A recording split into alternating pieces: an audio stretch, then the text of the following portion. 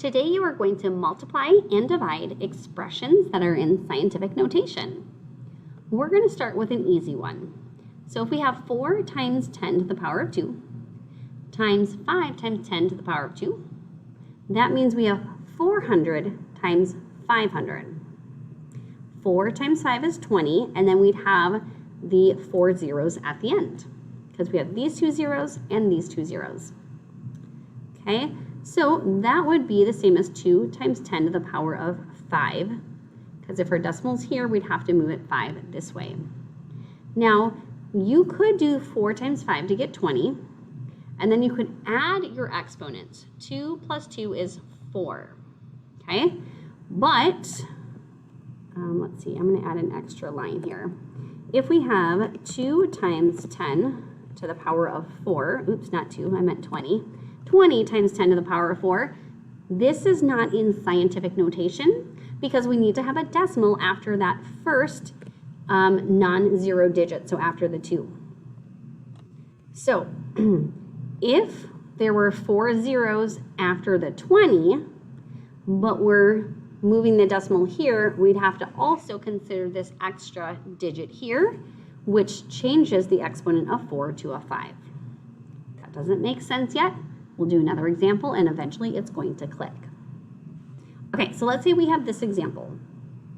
Now, we can multiply our coefficients, so 1.25 times 3. You might be thinking, I suck at decimals. Well, think of it as money. If we have $1.25 3 times, that means we're going to do 3 times $1, which is $3, and 3 times 25 cents, or 3/4, which is the 75 cents. And then it's not that hard. All right, so then we have 5 for the exponent here, and 2 for the exponent here. And so 5 plus 2 would be 7. And this one happens to not be a weird one. So for this one, this is scientific notation. And if we convert it to standard form, if the decimal is here after the 3, we'd have to move it 7 times. Because there's 2 digits here, we only need to add 5 extra zeros, not 7. All right, so for this one here, we have 7.5 times 4. So you could, on a scratched sheet of paper, do 7.5 times 4 and figure it out that way. Another way is you could do 7.5, and instead of timesing it by 4, you could times it by 2 and times it by 2 again, because 2 times 2 is 4. So if we double 7.5, we get 15. And then if we double 15, and double means times 2, we would get 30. So that's where this 30 comes from. Then if we add the exponents, we're doing 4 plus -7, which is -3. But this is not in scientific notation. We have to have the decimal after the first non-zero digit. But according to this phrase here, we would have to, I'm going to switch colors a second. We'll do like a blue maybe. This is not cooperating. Click over here. Here we go. So we'd start here and we'd go this way 3 times.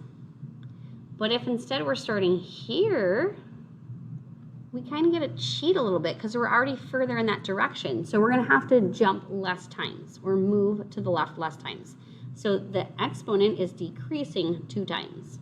So instead of going 1, 2, 3, it only has to go 1, 2 to get to the same spot. Okay?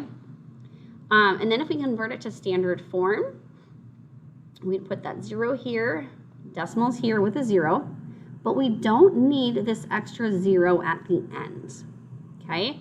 We only need this part here. That's why it's kind of grayed out. It's kind of like a ghost digit. It's there, but we don't need it. Let me clear that out. All right.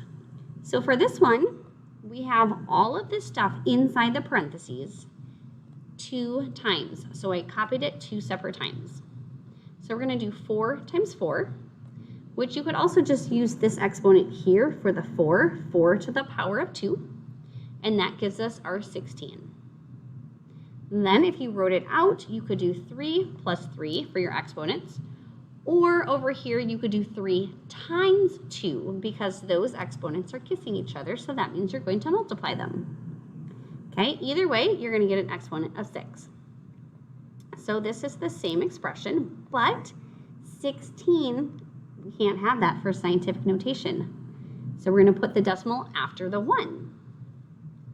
Right, so if we had 16 though, we'd want to go this way 6 times. But now that we move the decimal here, we're going to have to move it extra so it can go past that 6. So I had to add 1 extra to the exponent to show that we're going to have to move it 1 further. All right, so then this is what it would look like in standard form.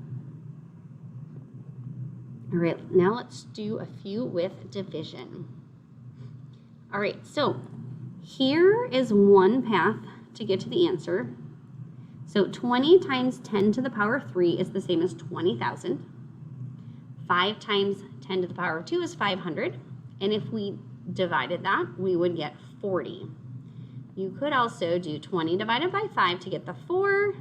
And 100 divided by 100 is 1. And then we're left with that extra 0 on the top. So that would be 4 and then the 0, which is 40. Or you could divide here to get 4. And you can subtract your exponents. So that's 10 to the power of 1 and then 10 to the power of 40. And I'm going to mainly use this second method for today. All right, so if we have this one here, we can do 20 divided by 5, which is 4. If we subtract our exponents, we're doing 3 minus 5. If you have $3 and you try to spend $5, you are going to go into debt. So that would be an exponent of -2. That means you'd be moving your decimal 2 times this way. So 0 and 4/100 would be that final answer. All right, let's say we have this one here. You can think about this 2 ways. One way for the 2.4 is that you have $2.40, so those are going to be dimes, and you have to share that money with 4 people. Actually, instead of drawing their bodies, I'm just going to draw their faces here. That'll just save us some time. Okay, so we can divide up that $2.40. So they'd each get a dime. Okay, so they for sure at least get 10 cents. It's kind of hard to split up those dollars. We could trade each one in for 4 quarters, but I'm just going to actually just scribble like this and say they each get a $0.50, which is 50 cents. So altogether, they would get 60 cents. The other way to do this is just pretend it's 24 divided by 4, which is 6. And then over here from the right, we had to move 1 place to get to that decimal. So we'd have to do the same thing over here. And so we'd have a decimal in front of the 6.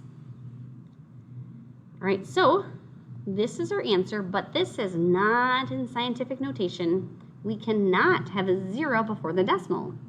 So we're going to shift the decimal 1 to the right. And from where it was, though, it wanted it to move 3 to the right. But because we shifted it already 1, we now only have to move it 2 times. So our exponent is now a 2. And then if I convert that to standard form by moving that decimal twice, we would get 600.